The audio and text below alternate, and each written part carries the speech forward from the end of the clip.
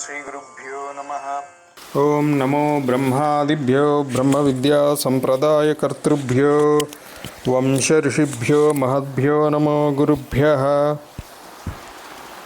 ओम सहनाववतु सहनौ भुनक्तु सह वीर्यं करवावहै तेजस्विनावधीतमस्तु मा विद्विषावहै। ओम शांति शांति शांतिः।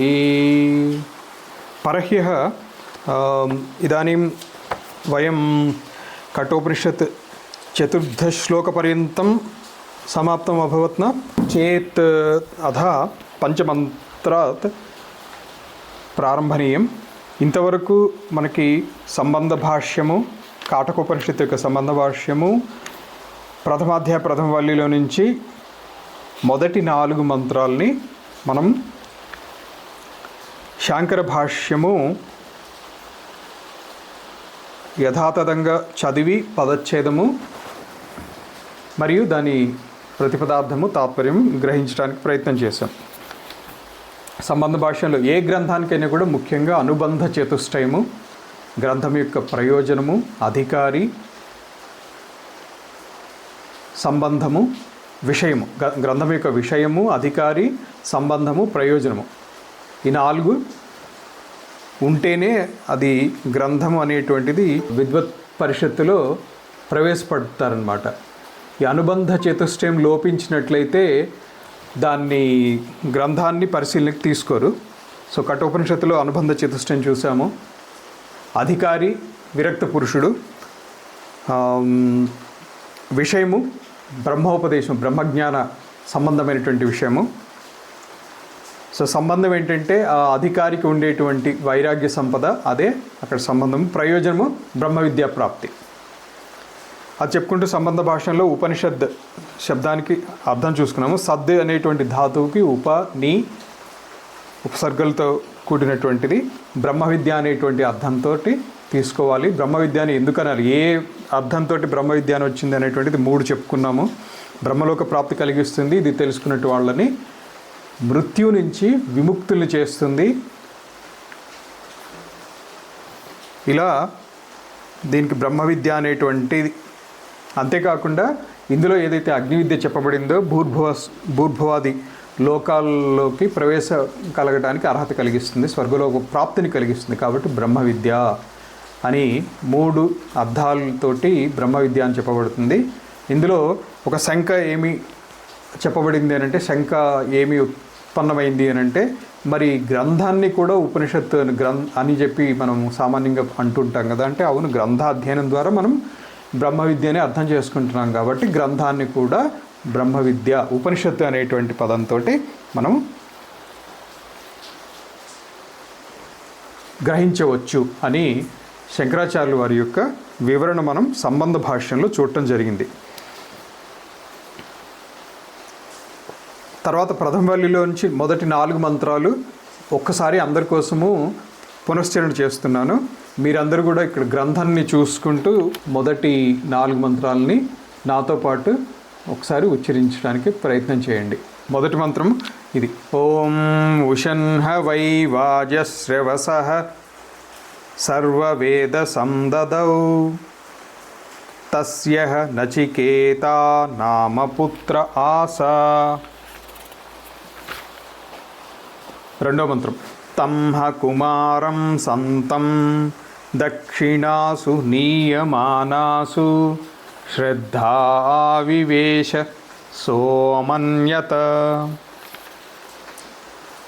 మూడోది. పీతోదకా జగ్ధతృణా దుగ్ధదోహా నిరింద్రియాః అనందా నామతే లోకాన్ తాన్ సగచ్చతి తాదదత్. నాలుగో మంత్రము. సహోవాచ పితరం తత కస్మై మాం దాస్యసీతి ద్వితీయం తృతీయం తం హోవాచ మృత్తవే త్వాదదామి ఇతి. ఈ మొదటి 4 మంత్రాల్లో వాజశ్రవ అనేటువంటి పదానికి అర్థము అన్నదానం చేసి తద్వారా శ్రేయస్సుని పొందినటువంటి వాజశ్రవుని యొక్క కుమారుడైనటువంటి వాజశ్రవ సహా అనేటువంటి ఆయన విశ్వజిత్ యాగము దాని యొక్క ఫలాన్ని ఆశించి చేసిన వాడై దక్షిణగా వచ్చినటువంటి ఋత్వికులకి సభ్యులకి దక్షిణల్ని ఇచ్చేటువంటి సమయంలో అక్కడ ఉన్నటువంటి చిన్నవాడు కౌమారవస్థలో ఉన్నటువంటి వాజశ్రవుని యొక్క పుత్రుడైనటువంటి నచికేత అనేటువంటి పదానికి అర్థం కూడా చికేత అంటే విషయవాసనలు, నా చికేత విషయవాసనలు లేనటువంటి గుణసంపన్నుడు అయినటువంటి ఈ నచికేతసుడు తండ్రి ఇచ్చేటువంటి దానాలను చూసి ఇటువంటి వాటితోటి ఏమి ఫలితము లభించవచ్చు అనేటువంటి అర్థంలో తండ్రిని అడుగుతాడనమాట. ఇప్పుడు ఇటువంటి వృద్ధమైనటువంటి ఆవుల్ని ఇవ్వటం ద్వారా ఏమి ప్రయోజనం కలుగుతుంది అనేటువంటి ఒక మంచి ఆలోచన కలిగింది. తండ్రి పట్ల నచికేతసునికి ఉన్నటువంటి శ్రద్ధ అంటే ఈ ఫలితము, ఈ విశ్వజిత్ యాగం యొక్క ఫలితం నా తండ్రికి సంపూర్ణంగా లభించాలి. ఇటువంటి వృద్ధమైనటువంటి జీర్ణమైపోయేటువంటి ఆవుల్ని దానం చేయటం ద్వారా నా తండ్రికి ఎటువంటి ఫలితం కలుగుతుంది, ఉత్తమ ఫలితం కలగాలి అనేటువంటి సదుద్దేశంతో తండ్రి యొక్క శ్రేయస్సుని కాంక్షించినటువంటి వాడైనటువంటి నచికేతసుడు తండ్రిని 2-3 సార్లు అడుగుతాడు. ఏమని? కస్మై మాం దాస్యసి అని చెప్పి 2-3 సార్లు అడిగేటప్పటికీ తండ్రి చిన్నపిల్లవాడు అనేటువంటి ఉద్దేశంలో మొదటిసారి విస్మరించినప్పటికీ కూడా రిపీటెడ్గా అదే అడుగుతూ ఉండేటప్పటికీ పునః అడగటంతో తండ్రి చిరాకు చెందినటువంటి వాడై మృత్యువే వైవస్వతాయ త్వాం దదామి అని చెప్పి అనటము. ఇంతవరకు మనము గత సెషన్లో చెప్పుకోవడం జరిగింది. ఇప్పుడు ఉపనిషత్తు యొక్క 5వ మంత్రము యొక్క పూర్వభాగము, ఈ 5వ మంత్రంలో ఏం చెప్పబోతున్నారు అనేటువంటి దానికి ఉపోద్ఘాతం లాంటిది శాంకర భాష్యంలో మీకు మొదటి లైన్లో వస్తున్నది. 5వ మంత్రానికి స ఏవ ముక్త పుత్ర ఏకాంతే పరిదేవయాంచకార కథం ఇత్యుచ్యతే. అంటే తండ్రి ద్వారా ఈ విధంగా అనబడినటువంటి అంటే మృత్యువే వైవస్వతాయ త్వాం దదామి అని చెప్పి తండ్రితోటి చెప్పబడినటువంటి ఆ నచికేతసుడు ఒక్కడు కూర్చుని ఆలోచిస్తున్నాడు, చింతిస్తున్నాడు అనమాట. ఏమని చింతిస్తున్నాడు అనేటువంటిది ఈ 5వ మంత్రం చెప్తుంది. బహూనామేమి ప్రథమో బహూనామేమి మధ్యమః కిం స్విద్యమస్య కర్తవ్యం యన్మయాద్య కరిష్యతి. మరొకసారి అందరూ ఈ ఉపనిషత్ మంత్రాన్ని చూస్తూ చదవండి. ఓం బహూనామేమి ప్రథమో బహూనామేమి మధ్యమః కిం స్విద్యమస్య కర్తవ్యం యన్మయాద్య కరిష్యతి. పదచ్ఛేదము. బహూనాం ఏమి ప్రథమః బహూనాం ఏమి మధ్యమః కిం స్విత్ యమస్య కర్తవ్యం యత్ మయా అద్య కరిష్యతి.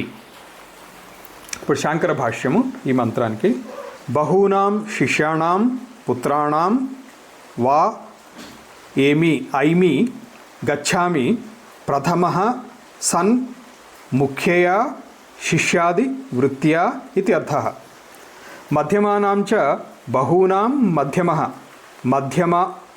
మధ్యమ యైవ వృత్త్యా ఐమి నా అధమయా కదాచిత్ అపి. కూర్చుని ఒంటరిగా తండ్రి పలికినటువంటి దాని గురించి తను విచారణ చేస్తున్నాడు. చాలామందిలో నేను పుత్రుడుగా కానీ శిష్యులుగా కానీ ఉన్నటువంటి వాళ్ళల్లో ప్రథముడుగానే ఉన్నాను. అలాగే బహూనామేమి మధ్యమః ఇంకా కొంతమందిలో మధ్యముడిగా ఉన్నాను. ఎక్కడా కూడా నేను ఫెయిల్యూర్ లేదు, ఫెయిల్డ్ స్టూడెంట్ని కాదు.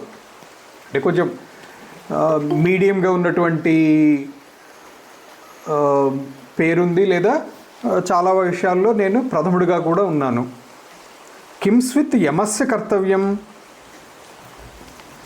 సో మధ్యమానాం చ బహూనాం మధ్యమః మధ్యమ ఏవ వృత్యా హైమి. వృత్తి అంటే వర్తనం ద్వారా, తన యొక్క వర్తనం ద్వారా చాలా విషయాల్లో ప్రథముడుగాను, చాలా విషయాల్లో మధ్యముడుగాను ఉన్నాడే, కానీ ఎక్కడ కూడా అధముడుగా లేడు. తం ఏవం విశిష్ట గుణం అపి పుత్రం మాం మృత్తవే త్వా దదామి ఇది ఉక్తవాన్ పిత. మాం మృత్తవే దదామి ఇది మమ పితః కిం ఉక్తవాన్. అంటే మా తండ్రి గారు నిన్ను మృత్యువుకి ఇస్తాను అని ఎందుకన్నారు? సహ కిం స్విత్ యమస్య కర్తవ్యం అని ప్రయోజనం. మయా ప్రత్తేన కరిష్యతి యత్ కర్తవ్యం అద్య. ప్రత్తేన అంటే ప్రదత్తేన, అంటే నన్ను ఇవ్వటం ద్వారా యముడికి, యమధర్మరాజుకు మృత్యవే వైవస్వతాయ దదామి ఇది ఉక్తం తస్య, ఆయన యొక్క తండ్రి గారితో అనబడింది అనమాట. కాబట్టి నన్ను ప్రదత్తైన అంటే నన్ను ఇవ్వటం ద్వారా తండ్రి గారికి ఏం ప్రయోజనం కలుగుతుంది? మృత్యు దగ్గరికి నన్ను పంపించటం ద్వారా తండ్రి గారికి ఏం ఫలితం కలుగుతుంది? ఇటువంటి విశిష్ట గుణం కలిగినటువంటి పుత్రుడైనటువంటి నన్ను మృత్తవే త్వావ్ దదామి ఇది ఉక్తవాన్ పిత. తండ్రి ఇలా అన్నారు. స కింస్విద్ యమస్య కర్తవ్యం ప్రయోజనం. మయా ప్రత్యేన కరిష్యతి యత్ కర్తవ్యం అద్య. ఇలా పంపించటం ద్వారా నా తండ్రి గారికి ఏమన్నా విశిష్ట ప్రయోజనం ఉన్నదా? నూనం ప్రయోజనం అనపేక్ష్య ఇవ క్రోధవశాత్ ఉక్తవాన్ పిత. వివేకవంతుడైనటువంటి పిల్లవాడు కాబట్టి ఇతడు ఆలోచిస్తున్నాడు, తండ్రి గారు కోపంతో అన్నీ ఉండవచ్చు. క్రోధవశాత్ ఉక్తవాన్, క్రోధం యొక్క బలంతో, అంటే నేను రిపీటెడ్గా ఆయన్ని అడగటంతో ఆయనకి చిరాకు కలిగినట్టుంది. ఆ చిరాకులో అన్నారు. అయినప్పటికీ తథాపి, గత తరగతిలో చెప్పుకున్నాం, యాగం యొక్క నియమం ఏంటంటే యజమానికి కోపం తెచ్చుకోకూడదు, అసందర్భంగా కానీ అసత్యం పలకకూడదు. ఇలాంటి విశిష్టమైనటువంటి కొన్ని నియమాలు ఉంటాయి యాగ ప్రయోజనం సిద్ధించాలి అంటే. తండ్రి గారు ఆ యాగ ఫలితాన్ని కోరే చేశారు, విశ్వజిత్ అనేటువంటి యాగాన్ని. అది మనకి ఇంతకుముందు ఉన్నటువంటి కక్షలో తెలిసింది. మరి అలాంటప్పుడు నన్ను ఇప్పుడు యముడి దగ్గరికి పంపించడం ద్వారా తండ్రి గారికి ఏమైనా విశిష్ట ప్రయోజనం ఉందా? క్రోధంతో అన్నారు ఈ మాట. సరే అన్నారు. అయినప్పటికీ క్రోధవశాత్ ఉక్తవాన్ పిత, మమ పిత క్రోధబలేన క్రోధవశాత్ ఇది ఉక్తవాన్. కిం ఉక్తవాన్? మృతవే త్వాం దదామి ఇది ఉక్తవాన్. తథాపి తత్ పితుః వచః మృషా మాభూత్.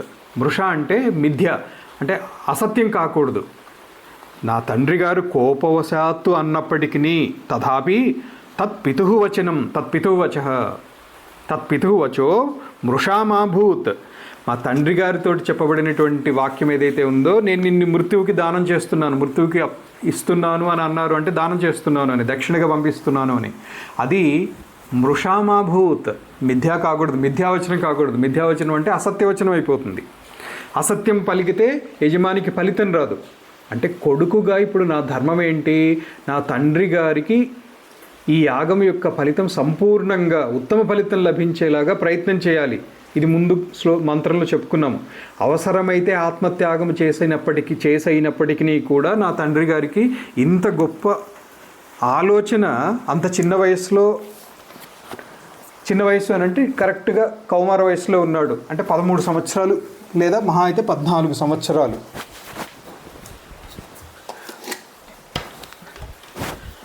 సో అంత చిన్న వయసులో ఎంతమంది పిల్లలకి ఇటువంటి గొప్ప ఆలోచన కలుగుతుంది?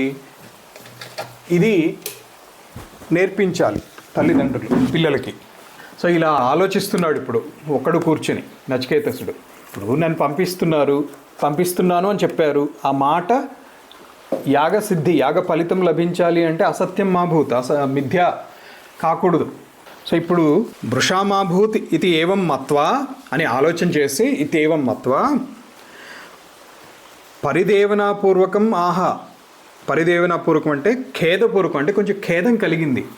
ఇప్పుడు ఇంత ఆలోచనలు, అయ్యో ఇలా అనేశారు, ఇలా అనటం ద్వారా నా తండ్రి గారికి అసత్య వచనము పలికినటువంటి దోషం రాకూడదు, యాగఫలితం సంపూర్ణంగా లభించాలి అనేటువంటి పరిదేవనాపూర్వకమైనటువంటి మనస్తోటి ఆహా అంటే పలికినాడు. పితరం తండ్రితోటి శోకావిష్టం అంటే పితరం శోకావిష్టం, ఇది విశేషణం అన్నమాట. శోకావిష్టం అనేటువంటిది పితరం అనేటువంటి దానికి విశేషణం.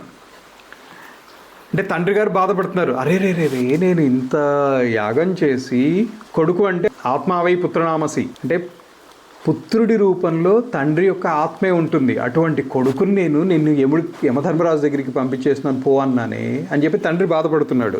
శోకావిష్టం కిం మయా ఉక్తమితి, నేను ఇలా ఎందుకు అనేసాను అని చెప్పి తండ్రి బాధపడుతున్నారు. చూసారా, ఒక్క క్షణము కొంచెము కంట్రోల్ తప్పటం మూలన ఎంత బాధపడిందో. ఇటువంటి తండ్రి దగ్గరికి వెళ్ళి ఇప్పుడు ఇతను ఏమంటాడంటే, ఇది ఇంత చిన్న వయసులో ఇంత వివేకవంతుడైనటువంటి కొడుకు ఎలా కలుగుతాడు ఆ వంశంలో అనేటువంటిది కూడా గత మంత్రంలో చెప్పుకున్నాము. వాజశ్రవ అనేటువంటి దానికి అర్థం ఏంటంటే, వాజం అంటే అన్నము అనేటువంటిది. అన్నదానం విశేషంగా చేసినటువంటి వాళ్ళ వంశంలో ఒక బ్రహ్మజ్ఞాని పుడతాడు అనేటువంటిది అన్నజ్ఞానం యొక్క ఫలితం అన్నమాట. ఇది శృతివాక్యం.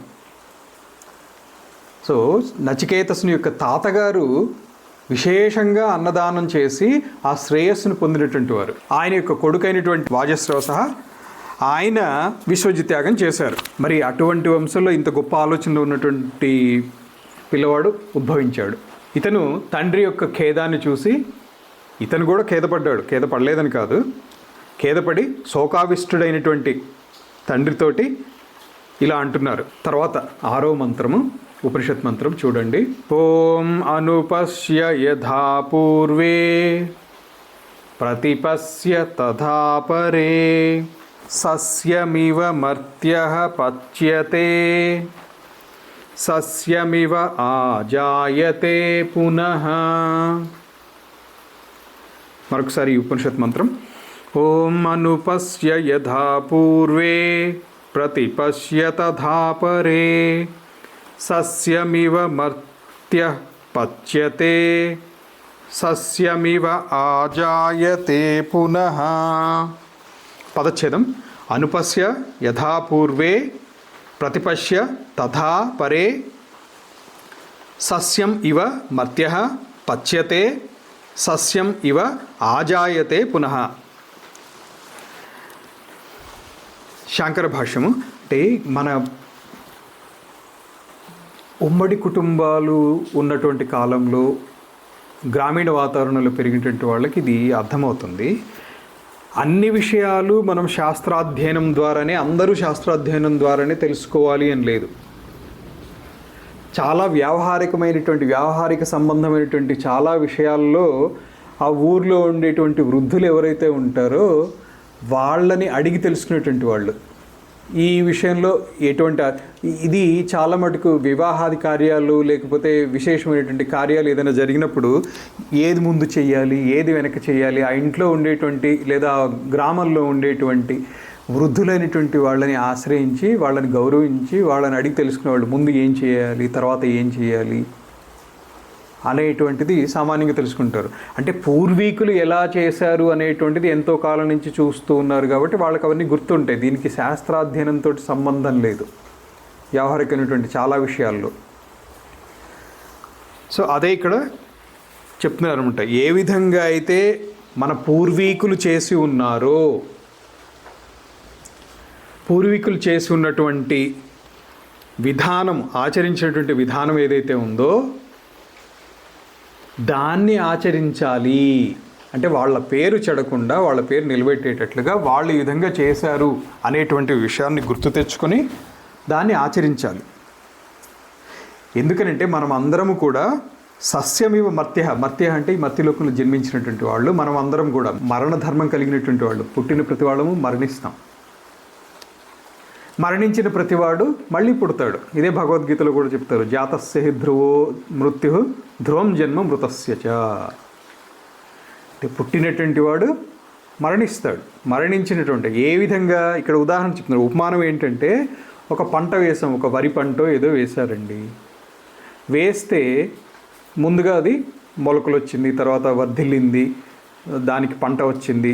పంట బాగా సిద్ధమైనప్పుడు, పక్వ స్థితికి వచ్చినప్పుడు మెల్లగా ఎండిపోవడం మొదలవుతూ ఉంటుంది. అప్పుడు ధాన్యాన్ని కోసి తీస్తారు. ఆ తీసినటువంటి ధాన్యాల్లో నుంచి మళ్ళీ కొంత ధాన్యాన్ని తర్వాత పంటలో వాడతారు. సో ఏ విధంగా అయితే సస్యము పక్వానికి వచ్చిన తర్వాత తీసి ఆ తీసినటువంటి గింజల్లో నుంచి, ఆ ఎండినటువంటి గిన్నెల్లో నుంచి మళ్ళీ ఇంకొక పంటకి ఆరంభం జరుగుతుందో, అదేవిధంగా మనమందరం కూడా పుట్టాము, పెరుగుతాము, వర్ధన అన్నమాట. తర్వాత క్షీణిస్తాము, చివరికి లైవ్ అయిపోతాం. 6 షడ్భావ వికారాలు అంటారు. పుట్టటము, వృద్ధి పొందటము, పెరగటము, క్షీణించటం వేరు, లయించటం వేరు. తర్వాత ఫైనల్గా నశించటం అన్నమాట.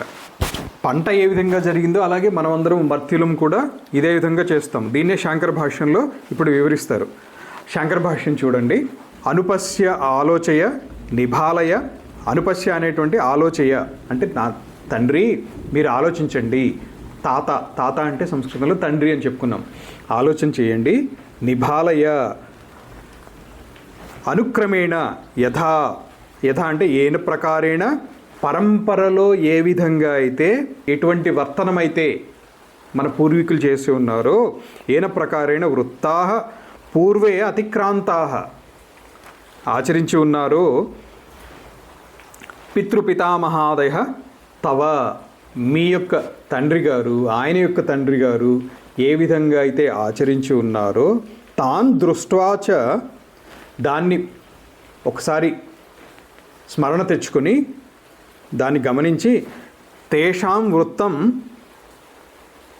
ఆస్థాతుమర్హసి అంటే వారి యొక్క వర్తనని గౌరవిస్తూ నిలబెడుతూ, అంటే తండ్రి పేరు నిలబెట్టు, తాత పేరు నిలబెట్టు అని చెప్తూ ఉంటారు కదా, ఆ విధంగా వృత్తాం ఆస్థాతుమర్హసి వారి వర్తనని నువ్వు అనుసరించాలి. ఇది ఎవరు చెప్తున్నారు? నచికేతసుడు చెప్తున్నాడు. 13-14 సంవత్సరాలు చిన్నపిల్లవాడు అయినటువంటి ఆ నచికేతసుడు తండ్రికి ఎటువంటి తండ్రి అని అంటే శోకావిష్టం పితరం. తండ్రి శోకావిష్టుడై ఉన్నాడు. ఎందుకని? మృత్యువే వైవస్వతాయ త్వాం దదామి అని చెప్పి అనేసేసి, అరే ఇలా అన్నానేంటి అని చెప్పి బాధలో ఉన్నటువంటి తండ్రిని అనుసరించి, తండ్రి చూడండి ఎంత ధైర్యం ఉంటే ఈ మాట వస్తుంది చూడండి, ఆడుకునేటువంటి వయసులో ఉండేటువంటి పిల్లవాడికి ఇంత వివేకం కలిగింది, ఇంత వివేకవంతుడై ఉన్నాడు. సో పూర్వీకులు ఏ విధంగా అయితే ఆచరించి ఉన్నారో దాన్ని పరిశీలించి, తాన్ దృష్ట్వాచ తేషాం వృత్తం ఆస్థాతుం అర్హసి దాన్ని అనుసరించవలసినది తమరు. వర్తమానా చ అపరే సాధవ యథా వర్తంతే తాన్ చ ప్రతిపశ్య ఆలోచయ. అంతేకాకుండా ఈ వర్తమాన కాలంలో అంటే మీ సమకాలీకులైనటువంటి సాధువులు అంటే సత్పురుషులు ఎవరైతే ఆచరిస్తున్నారో, మీ వర్తమాన కాలంలో మీ సమకాలీకులైనటువంటి సాధువులు ఏ విధంగా అయితే వర్తన కలిగి ఉన్నారో, తాంచ ప్రతిపశ్య దాన్ని కూడా ఆలోచన చేయండి. పెద్దలు ఏ విధంగా చేశారో, పూర్వీకులు ఏ విధంగా చేశారో ఆలోచించండి. మీ సమకాలికులు ఏ విధంగా చేశారో ఆలోచించండి, సాధువులైనటువంటి వాళ్ళు. తథా నచ తేషు మృషాకరణం వృత్తం ఆ విధంగా ఆలోచించి వారు చేసినటువంటి గొప్పవాళ్ళు చేసినటువంటి ఆలోచన ఆచరణ యొక్క విధానం ఏదైతే ఉందో దానిని ఉల్లంఘించకుండా మృషాకరణం వృత్తం నా మృషాకరణం ఇక్కడ నా అనేటువంటిది ఇక్కడ తెచ్చుకోవాలి. తథాచ తేషు నా మృషాకరణం వృత్తం వృత్తం అంటే వర్తమానం వా అస్తి అంటే వాళ్ళ యొక్క విధానాన్ని ఉల్లంఘించకుండా వాళ్ళ యొక్క గొప్పతనాన్ని అనుసరిస్తూ మీరు వాళ్ళ యొక్క పేరు నిలబెడుతూ అనుసరించగలరు. తద్విపరీతం అసతాం చ వృత్తం మృషాకరణం. అంటే మహాత్ములు ఆచరించినటువంటి, పూర్వీకులు ఆచరించినటువంటి, గొప్పవాళ్ళు ఆచరించినటువంటి విధానానికి విపరీతంగా చేయటం ఏదైతే ఉందో అదే మృషాకరణం. మృషాకరణం అంటే తద్విపరీతం అసతాం, అంటే సన్మార్గంలో కాకుండా విపరీత మార్గంలో ప్రవర్తించడం ఏదైతే ఉంటుందో అదే మృషాకరణము. అటువంటి వర్తన మృషాకరణం అవుతుంది. నచ మృషాకృత్వ కశ్చిత్ అజరహ అమరహ భవతి. అటువంటి మిథ్యావర్తనంతో, అటువంటి అసత్వర్తనంతో ఎవరూ కూడా నచ మృషాకృత్వ, అటువంటి విపరీతమైనటువంటి వర్తనం చేసినటువంటి వారు కశ్చిత్ అజరహ అమరహ నభవతి. ఇక్కడ ఉండేటువంటి ముందున్నటువంటి నాని ఇక్కడ భవతి అనుసంధానం చేసుకుంటే అర్థం సరిపోతుంది. అప్పుడు మృషాకృత్వ కశ్చిత్ అజరహ అమరహ న భవతి అనేటువంటి అర్థంలో తీసుకుంటే, అంటే వాళ్ళ యొక్క ఆచరణ విధానాన్ని మీరు ఉల్లంఘించినట్లయితే యాగ ఫలితము, విశ్వజిత్ యాగం అనేటువంటిది మీరు ఏదైతే చేశారో, కామయమానః ఉషన్హవై అని చెప్పుకున్నాము. అంటే దాని యొక్క ఫలితాన్ని ఆశించి చేసినటువంటి ఏదైతే యాగం ఉందో దాని యొక్క ఫలితాన్ని మీరు సంపూర్ణంగా పొందరు అనేటువంటిది ఈ చిన్న పిల్లవాడైనటువంటి నచికేతసుడు తండ్రి అయినటువంటి వాజశ్రవసునితో చెప్తున్నాడు అనమాట. యతః సస్యమివ మర్త్యః మనుష్య, మర్త్య అంటే మనుష్య అని. యతః సస్యమివ పచ్యతే అంటే జీర్ణో మ్రియతే, పక్వానికి వస్తుంది, జీర్ణిస్తుంది అంటే నశించిపోతుంది కదా. మ్రియతే అంటే నశించడం అనేటువంటి అర్థంలో తీసుకోవచ్చు ఇక్కడ. మృత్వాచ సస్యమివ ఆజాయతే, పంట ఎండిపోయిందండి. ఇక్కడ మ్రియతే అంటే ఎండిపోయింది, ఇంకా అలాగే ఉంచినా కూడా మట్టిలో కలిసిపోతుంది తప్ప ప్రయోజనం ఉండదు అలా ఉంచేస్తే. కానీ దాన్ని ఏం చేస్తాము, మన రైతులు ఏం చేస్తారు, దాన్ని తీసి కోసి తర్వాత పంటకి వాడుతారు విత్తనాల కింద. మృత్వాచ సస్యం అంటే ఆ వరి పంట అయిపోయింది, కాలం అయిపోయింది, ఎండిపోయింది. అయినప్పటికీ సస్యమివ ఆజాయతే అంటే ఆవిర్భవతి అంటే మళ్ళీ ఆవిర్భవిస్తుంది. పునః ఏవం అనిత్యే జీవలోకే, ఈ జీవలోకం అనేటువంటిది అశాశ్వతమే అయినప్పటికీ కూడా మరణించిన వాళ్ళు మళ్ళీ తిరిగి వస్తారు. ఇదే భగవద్గీతలో కూడా చెప్పుకున్నాము. భగవద్గీతలో కూడా ఏమని చెప్పుకున్నాము, జాతస్య ధ్రువం మృత్యు ధ్రువం జన్మ మృతస్య చ అని పరమాత్మ చెప్పారు. ఆజాయతే ఆవిర్భవతి పునః ఏవం అనిత్యే జీవలోకే కిం మృషాకరణేన. మృష అంటే పెద్దల యొక్క, గొప్పవాళ్ళ యొక్క, సాధువుల యొక్క వర్తనం ఏదైతే ఉందో దాన్ని ఎందుకు ఉల్లంఘించటము. ఈ మాటలన్నీ ఎవరు చెప్తున్నారు చూడండి, ఎంత చిన్నపిల్లవాడైనటువంటి ఆ నచికేతసుడు చెప్తున్నాడు. సో ఎలాగూ పోతాము, పోయినా మళ్ళీ ఎలాగూ వస్తాం, పునరపి జననం పునరపి మరణం ఇది జరుగుతూ ఉంటుంది. అటువంటి అప్పుడు దేని గురించి మృషాకరణేనా, కిం మృషాకరణేనా ఇది జీవలోకే, ఎందుకు మనము మిథ్యా ప్రవర్తన కలిగి ఉండాలి, ఎందుకు మనం గొప్పవాళ్ళ యొక్క ఆచరణ విధానాన్ని ఉల్లంఘించాలి.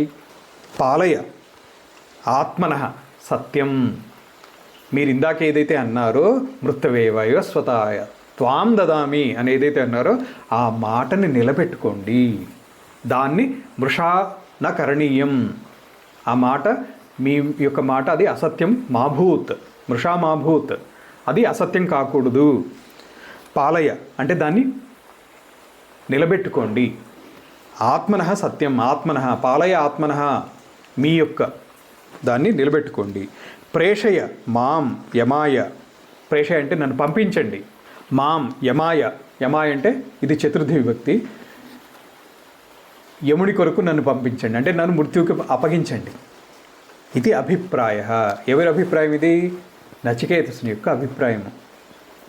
తండ్రి మృతవే వయోస్వతాయ త్వాం దదామి అన్న తర్వాత ఒక క్షణం ఈయన ఆలోచించాడు, తండ్రి కూడా దుఃఖపడ్డాడు. అయ్యో 13 సంవత్సరాల కొడుకు, ముక్కుపచ్చలారని కొడుకు ఏదో అడిగాడు, చిన్నపిల్లవాడు, నేను నిన్ను మృత్యువుకు దానం చేస్తున్నాను ఎందుకనాలి నేను అని బాధపడుతున్నాడు.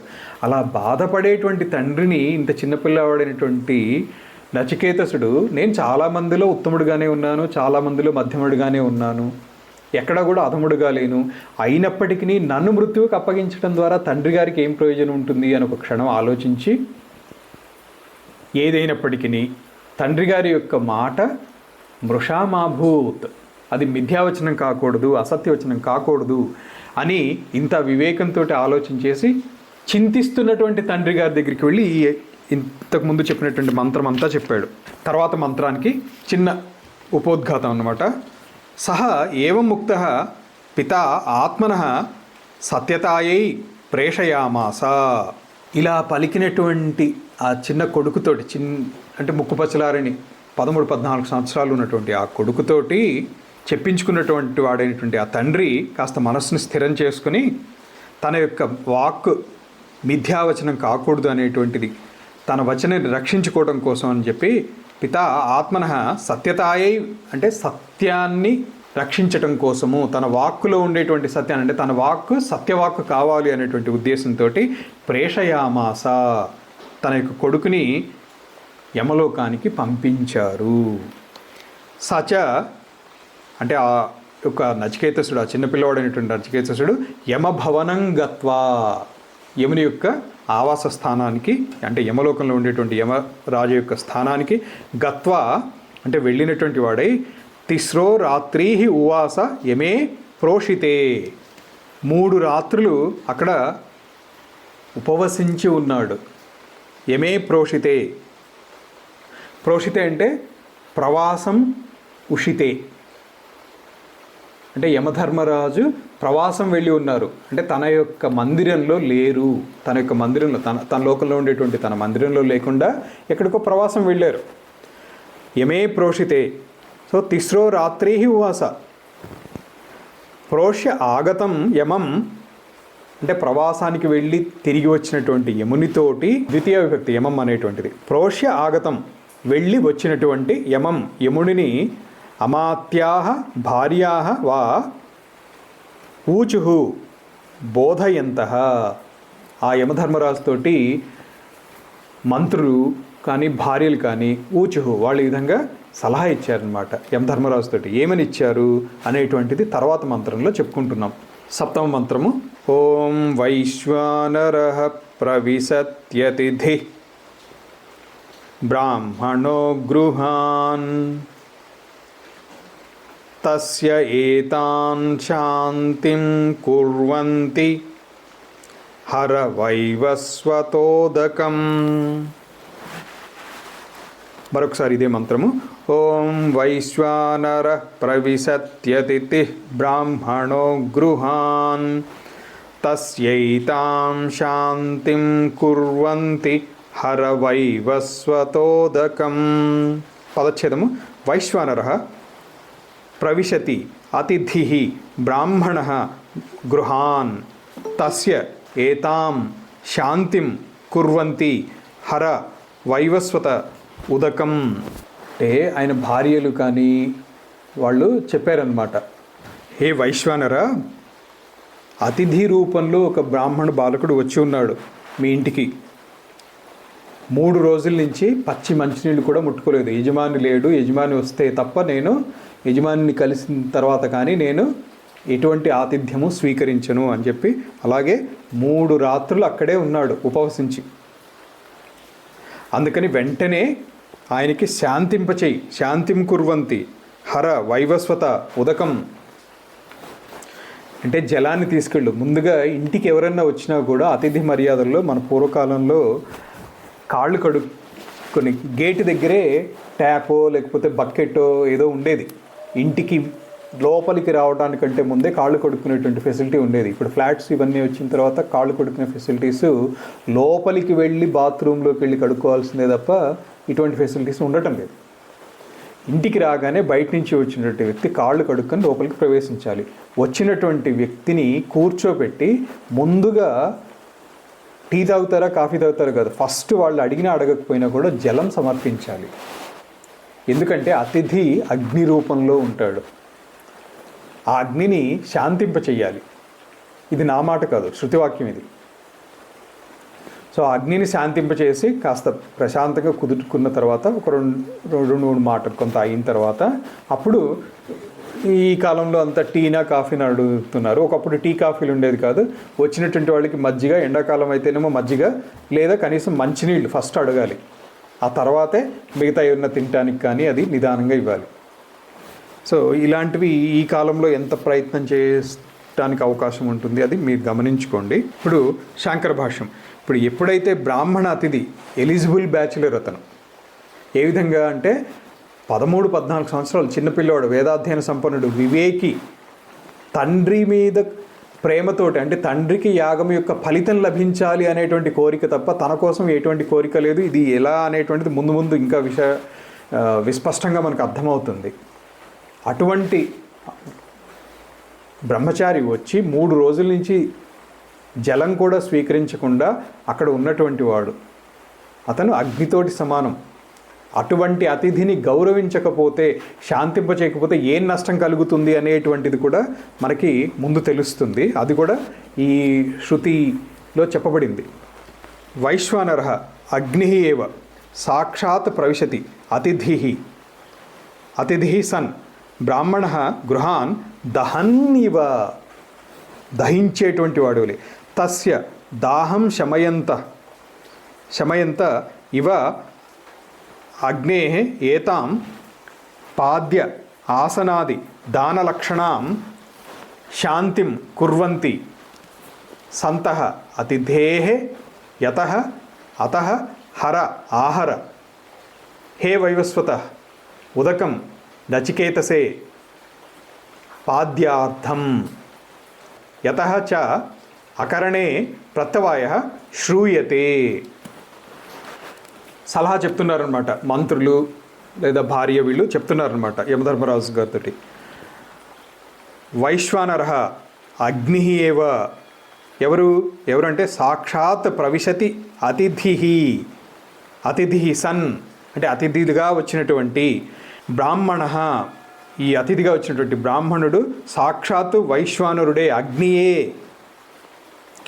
గృహాన్ దహన్ ఇవ, అంటే గృహాన్ని దగ్ధం చేసేటువంటి వాడి వలె ఉన్నటువంటి వాడు, అంటే అంత వర్చస్సుతో కూడుకున్నటువంటి వాడు అనేటువంటిది ఒక అర్థం తీసుకోవచ్చు.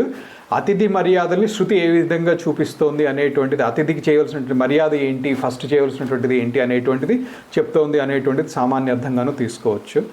ఇక్కడ తను బ్రహ్మజ్ఞాని, వేదాధ్యయనం చేసినటువంటి వ్యక్తి, బ్రహ్మవర్చస్సుతో కూడుకున్నటువంటి వ్యక్తి, అంటే సాక్షాత్తు అగ్నిముఖంతో వెలుగుతున్నటువంటి వాడు. ఇంకొక అర్థం కూడా ఉంది, దేవతలందరికీ కూడా అగ్ని ముఖం వంటిది. అలాగే మనుష్యులలో బ్రాహ్మణుడు అగ్ని యొక్క ప్రతిరూపం కింద భావిస్తారు. అదే చెప్పారనమాట ఇక్కడ ఈ శృతిలో. తస్య దాహం శమయంత ఇవ అగ్నే ఏతాం పాద్య ఆసనాది దానలక్షణం. ఆయనని ముందుగా కూర్చోబెట్టి, కాళ్ళు కడిగి కూర్చోబెట్టి కాస్త చల్లటి మంచినీళ్ళు ఇచ్చి, ఆ 3 రోజుల నుంచి తినకుండా ఉన్నాడు. ఎంత ఆకలితో ఉంటే, ఇప్పుడు మనం అంటే కలియుగంలో అనగత ప్రాణులం, ఒక్క రోజు తినకుండా ఉంటే సరిపోతుంది మనకి, 3 రోజులు అక్కర్లేదు. ఆ లోపల కడుపులో మంట ఎలా ఉంటుందో తెలుసు. సో అటువంటి అతిథికి ముందుగా జలం సమర్పించుకో, కాళ్ళు కడుగు, జలం సమర్పించు, కూర్చోబెట్టు, శాంతింపచేయి. శాంతిం కుర్వంతి సంతః అతిథేః యతః అతః హర ఆహర హే వయోస్వత, తీసుకెళ్ళు ఈ ఆహార అంటే ఉదకం, కిమ్ ఆహార అంటే ఉదకం ఆహార వైవస్వత, హే వైవస్వత ఉదకం ఆహార నచికేతసే పాద్యార్థం, నచికేతసుని యొక్క పాద్యార్థం, పాదములు కడగటానికి. యమధర్మరాజు ఎంత గొప్పవాడు, ఈ పిల్లవాడు ఎంత చిన్నవాడు, 13-14 సంవత్సరాల పిల్లవాడికి యమధర్మరాజు కాళ్ళు కడిగారు అని అంటే ఆ అతిథి మర్యాద యొక్క లక్షణం చూడండి. అతిథిగా వచ్చినటువంటి వాడు, వేదాధ్యయనం చేసినటువంటి వాడు, బ్రహ్మచారి, అటువంటి వాడి కాళ్ళు కడుగు, కూర్చోబెట్టు అని చెప్పి మంత్రులు వీళ్ళు చెప్తున్నారు. యమధర్మరాజు తక్కువవాడా, ఎంత తపస్సు చేస్తే ఆయనకి ఆ పదవి కలిగింది అనేటువంటిది మనకి ముందు కొంత అర్థమవుతుంది. యతశ్చ అకరణే, ఈ విధంగా చేయకపోతే, అకరణే అంటే చేయకపోతే, ఈ విధంగా చేయకపోతే ఏమవుతుంది, ప్రత్యవాయ శ్రూయతే. మనకి కర్మలు నిత్య నైమిత్తిక కర్మలు ఉంటాయి. నిత్య కర్మలు నైమిత్తిక కర్మలు 2 రకాలు. నిత్య కర్మలు అని అంటే రోజు చేయవలసినటువంటి స్నానము, దంతధావనము, స్నానము, నిత్య పూజ, నిత్య అగ్నిహోత్రం ఉండేటువంటి వాళ్ళు అగ్నిహోత్రము, ఇలాంటి వాటిని నిత్య కర్మలు అంటారు. నిత్య కర్మల్ని చేస్తే పుణ్యం వస్తుంది అని లేదు ఇక్కడ శృతిలో. కానీ నిత్య కర్మల్ని చేయకపోతే ప్రత్యవాయ దోషం ఉంది అని చెప్పి శృతివాక్యం అని చెప్పి వీళ్ళు సలహా ఇస్తున్నారు మంత్రులను యమధర్మరాజుతోటి. యమధర్మరాజుకి తెలియదు అని కాదు, తెలిసినప్పటికీ కూడా మంత్రుల యొక్క ఉత్తమమైనటువంటి భార్య యొక్క ధర్మం ఏంటంటే హితము కోరి మంచి మాట చెప్పాలి. ఇదే మాట మండోదరి కూడా చెప్పింది రావణాసురుడితోటి. వినలేదు, ఏమైందో తెలుసు. యమధర్మరాజు విన్నారు, ఏం చేయాలి అనేటువంటిది నిశ్చయించుకున్నారు. ఇది చేయకపోతే ప్రత్యవాయ దోషం వస్తుంది అని చెప్పి మంత్రి యొక్క లక్షణం ఏంటంటే యజమానికి కోపం వస్తుందేమో నచ్చదేమో అని చెప్పకుండా ఊరుకోకూడదు. ఇదే మనకి మహాభారతంలో విదురుడిలో అర్థమవుతుంది. విదురుడు మంత్రి ధృతరాష్ట్రుడికి కోపం వచ్చేటువంటి సందర్భాలు, దుర్యోధనుడికి కోపం వచ్చినటువంటి సందర్భాలు, విదురుడి మీద ఎంతో కోపం వస్తుంది. అయినప్పటికీ కూడా ధర్మమే చెప్పాడు. ఆ ధర్మం చెప్పటంలో కూడా రాజుకి హితం కలగాలి అనేటువంటి ఉద్దేశంలోనే చెప్పాడు. మీరందరూ కలిసి ఉండాలి అని కోరుకున్నాడు తప్ప వాళ్ళు బాగుపడాలి మీరు నష్టపోవాలి అని ఎక్కడా చెప్పలేదు. సో అలాగే యమధర్మరాజు యొక్క మంత్రులు, ఆయన యొక్క హితం కోరినటువంటి భార్యలు కానీ వీళ్ళు చెప్పడం జరిగింది. ఇది చేయకపోతే ప్రత్యవాయ దోషం వస్తుంది, ప్రత్యవాయ దోషం వస్తే నరకంలో పడతారు. యమధర్మరాజు సాక్షాత్ సమవర్తి, ఆయనకి తెలియని ధర్మం ఉందా? అయినప్పటికీ కూడా విన్నాడు. It's a good listening skill. ఉత్తమమైనటువంటి నాయకుడు వింటాడు. ఇదే మన మోదీ గారిలో కూడా కనిపిస్తుంది, లిజనింగ్ స్కిల్స్ అనేటువంటిది. తర్వాత మంత్రం 8వ మంత్రం, ఉపనిషత్ మంత్రం నాతో పాటు చెప్పడానికి ప్రయత్నం చేయండి. ఓం ఆశా ప్రతీక్షే సంగతం సూనృతాం చ ఇష్టాపూర్తే పుత్రపశూంశ్చ సర్వాన్ ఏతద్వృంక్తే పురుషస్యాల్పమేధసో యస్యానశ్నన్ వసతి బ్రాహ్మణో గృహే. మరొకసారి ఇదే మంత్రం. ఓం ఆశా ప్రతీక్షే సంగతం సూనృతాం చ ఇష్టాపూర్తే పుత్రపశూంశ్చ సర్వాన్ ఏతద్వృంక్తే పురుషస్యాల్పమేధసో యస్యానశ్నన్ వసతి బ్రాహ్మణో గృహే. ఆశా ప్రతీక్షే సంగతం సూనృతాం చ ఇష్టాపూర్తే పుత్ర పశూంశ్చ సర్వాన్ ఏతత్ వృంక్తే పురుషస్య అల్పమేధసః యస్య అనశ్నన్ వసతి బ్రాహ్మణః గృహే. ఎవరి ఇంట్లో అయితే అతిథి రూపంలో వచ్చి, మామూలుగా ఇక్కడ బ్రాహ్మణుడు అని చెప్పారు కానీ మీ ఇంటికి ఎవరన్నా అతిథి వస్తే మీరు అతిథి మర్యాద చేయకపోతే ఏం నష్టం అనేటువంటిది ఈ మంత్రంలో చెప్పబడుతుంది, స్పష్టంగా చెప్పబడుతుంది. విశేషంగా ఇక్కడ బ్రహ్మచారి వచ్చిన్నాడు. బ్రాహ్మణుడు అతిథి భోజనం చేయకుండా ఏ ఇంట్లో అయితే ఉంటాడో అటువంటి మందబుద్ధి కలిగినటువంటి యజమానుడికి, అంటే ఇంట్లో ఉన్నటువంటి అతిథికి భోజనము ఇలాంటి పట్టించుకోకుండా ఉన్నటువంటి యజమానికి ఏం నష్టం కలుగుతుంది? ఇష్టాపూర్తే ఆశ ప్రతీక్షే ఇష్టాపూర్తే పుత్ర పశూంశ్చ సర్వాన్. పుత్రులు పశువులు అంటే సంపద. ఇష్టాపూర్తే ఏదన్నా యజ్ఞయాగాదులు, ఫలం కోరి చేసినటువంటి యజ్ఞయాగాదులు, ఆశ ప్రతీక్ష, ఇవన్నీ ఏంటి వివరంగా చెప్తాను నేను. శాంకర భాష్యంలో చాలా వివరంగా చెప్తారు ఆశ అంటే ఏంటి, ప్రతీక్ష అంటే ఏంటి, ఆ శాంకర భాష్యంలో చెప్తాను. ఫలం కోరి చేసినటువంటి ఇష్టి యజ్ఞాలు యాగాలు, పుత్రులు పశువులు, ఎక్స్పెక్ట్ చేసినటువంటిది రావాల్సినటువంటిది రాకపోవటం, వచ్చినప్పటికీ కూడా దాని ఫలితాన్ని అనుభవించలేకపోవటం, ఇన్ని నష్టాలు కలుగుతాయి. ఎవరికి? అల్పమేధస్థుడైనటువంటి యజమాని తన ఇంట్లో ఉన్నటువంటి అతిథిని గౌరవించకుండా పట్టించుకోకుండా ఉంటే కలిగేటువంటి నష్టాలు. యస్య అనశ్నన్ వసతి అంటే తినకుండా ఎవరి ఇంట్లో, ఏ మందబుద్ధి అయినటువంటి యజమాని ఇంట్లో ఇటువంటి అతిథి ఉంటాడో అటువంటి యజమానికి ఇన్ని నష్టాలు ఉన్నాయి అని చెప్పి ఇందులో చెప్పారు. ఇది శాంకర భాష్యం చదువుదాము. ఆశా ప్రతీక్షే అనిజ్ఞాత ప్రాప్తి ఇష్టార్థ ప్రార్థన. ఆశ, ఆశ అంటే అనిర్జ్ఞాత ప్రాప్తి ఇష్టార్థ ప్రార్థన, దీన్ని ఆశ అంటారు. అనిర్జ్ఞాత అంటే ప్రాప్తి ఇష్టార్థ, వాటిని సంపాదించాలి. అనిజ్ఞాత అంటే వాటి గురించి సంపూర్ణ జ్ఞానము తెలియనటువంటి వాడు అయినప్పటికీ కూడా దాన్ని కోరినటువంటి వాడు, కోరి ప్రార్థించినటువంటి వాడు. అటువంటి ప్రార్థన ఏదైతే ఉంటుందో అది ఆశ. తర్వాత నిర్జ్ఞాత ప్రాప్త్యర్థ ప్రతీక్షణం. ప్రతీక్ష అంటే తెలుసు, అన్ఎక్స్పెక్టెడ్గా వచ్చేటువంటిది నాకు రావాలి, కోరుకుంటాను అనుకునేటువంటి వాడు. ఎప్పుడు వస్తుందో తెలియదు కానీ దాని మీద కోరిక ఉంది, అది ఆశ. ఎప్పుడు వస్తుందో తెలుసు, దానికోసం నిరీక్షించటం ఏదైతే ఉందో ఇది ప్రతీక్ష. అది తేడా, ఆశ అంటే ప్రతీక్ష అంటే. సంగతం వచ్చింది, వచ్చిన తర్వాత దాని ప్రయోజనం లభించాలి. లభించకపోతే ఇంతకాలం ప్రతీక్ష చేసిన లాభం ఏంటి?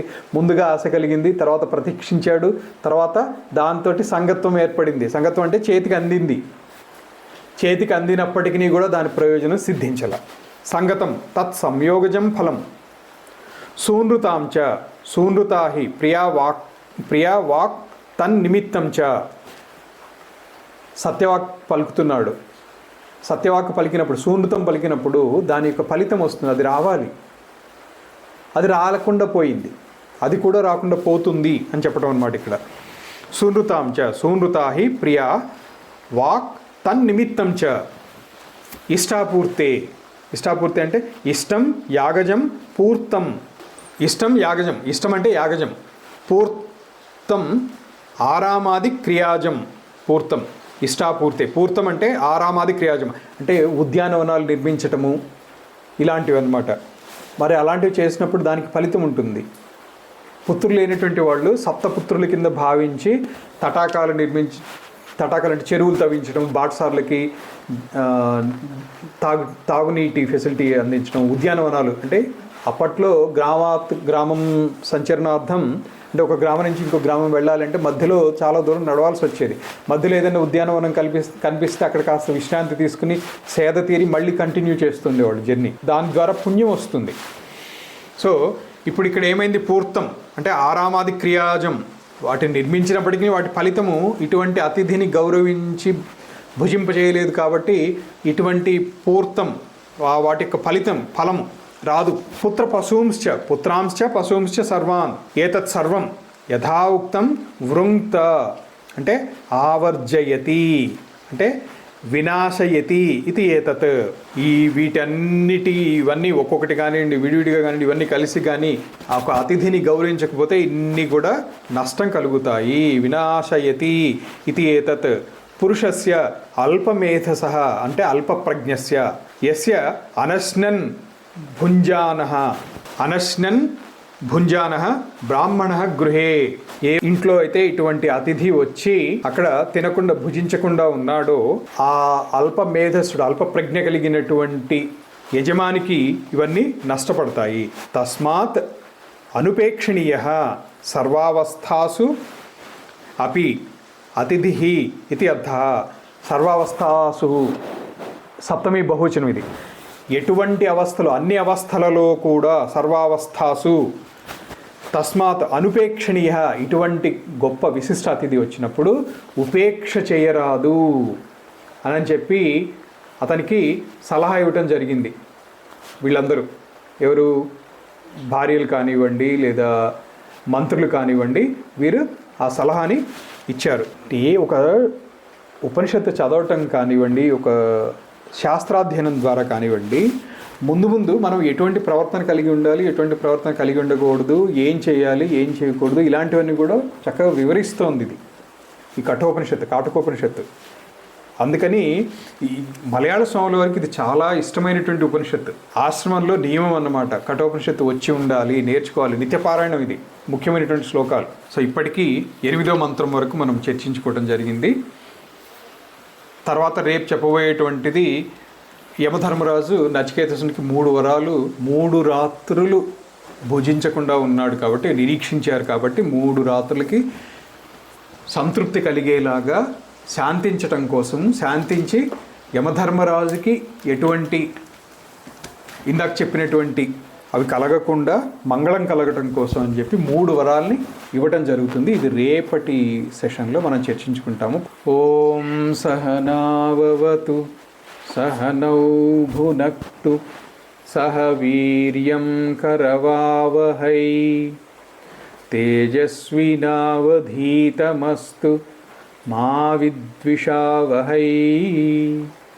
ఓం శాంతి శాంతి శాంతి. ఓం తత్సత్.